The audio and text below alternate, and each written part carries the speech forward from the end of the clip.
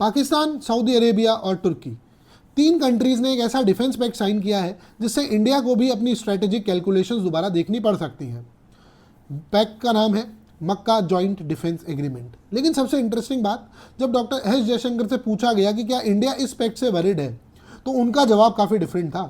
देखो, 7 अगस्त 2026 को पाकिस्तान, सऊदी और तुर्की ने मक्का में एक जॉइंट डिफेंस एग्रीमेंट साइन किया है। उसका बेसिक प्रिंसिपल क्या है? देखो कि अगर एक मेंबर पर आर्म्ड अटैक होता है ना, तो उसे तीनों के खिलाफ अटैक माना जाएगा। Sound familiar? बिल्कुल। इसको आप ब्रॉडली कलेक्टिव डिफेंस के कॉन्सेप्ट से समझ सकते हैं। नाटो के आर्टिकल 5 जैसा एक ब्रॉड आइडिया है।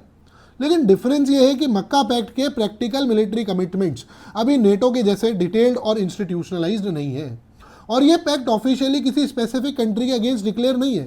तो सवाल आता है कि इंडिया के लिए इंपॉर्टेंट क्यों है? देखो, पाकिस्तान ऑलरेडी इसका मेंबर है, सऊदी अरेबिया इंडिया का एक इंपॉर्टेंट एनर्जी सप्लायर और स्ट्रेटेजिक पार्टनर है, और टर्की के पाकिस्तान के साथ क्लोज डिफेंस रिलेशंस हैं। मतलब वेस्ट एशिया और साउथ एशिया की जियोपॉलिटिक्स अब और क्लोजली इंटरकनेक्टेड हो रही है, स्पेशली जब middle east already Iran conflict, regional instability और चेंजिंग अलाइंसेस से गुजर रहा है। इसलिए इंडिया के लिए इशू सिर्फ पाकिस्तान का नया अलायंस नहीं है, इशू है रीजनल बैलेंस ऑफ पावर का चेंजिंग आर्किटेक्चर। लेकिन यहाँ आता है डॉक्टर एस जयशंकर का एक इंटरेस्टिंग रिस्पॉन्स। जब उनसे पूछा गया कि मक्का पैक्ट इंडिया के लिए कंसर्न है, तो उन्होंने बड़ा लाइटली कहा कि यार, there are live military situations which each of the signatories face.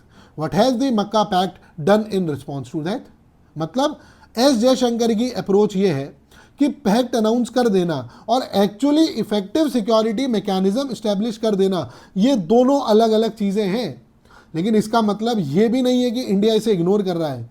देखिए, डॉक्टर जयशंकर ने ये क्लियर किया कि इंडिया उन डेवलपमेंट्स को बड़ा क्लोजली मॉनिटर करता है जो इंडिया के लिए अनफ्रेंडली कंट्रीज से रिलेटेड है, और उन्हें अपनी स्ट्रेटेजिक कैलकुलेशन में फैक्टर करती हूँ।